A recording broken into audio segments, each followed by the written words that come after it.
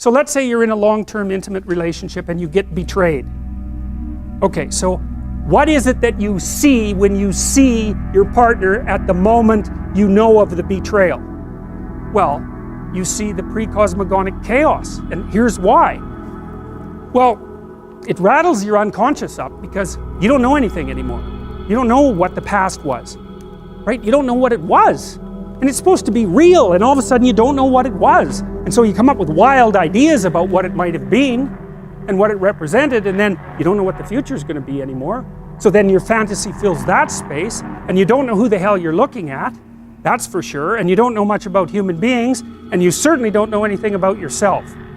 And so all of a sudden, not only is everything in chaos inside your mind, but everything is in chaos in your world. And it actually is, and there's no telling the difference between those two things.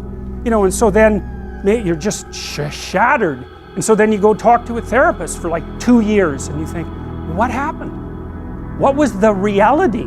And the reality is, because who knows what the reality was, like, but as far as you're concerned, the reality is, I better represent this properly in my head. I better figure out who I was, who that person was, what we did together, and what it meant, because I do not want this to happen again.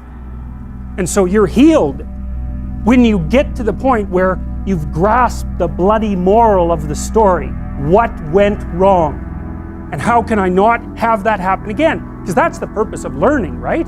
That's the purpose of memory. It's to prepare you for the future. And so you have to pull out of that massive chaos a functional representation that increases your wisdom so that you're not this naive target the next time you enter into a relationship. So at least you can have another relationship without being so traumatized that, you know, you're done. And you know, it can take people years to talk that through, because this landscape of potential opens up when they're betrayed. It's like, well, anything could have been the truth. Well, to sort through that, you have to wander through all that mess, and it's really painful and emotional as well. You have to sort through all that mess to come out with the new you, right? The renewed you.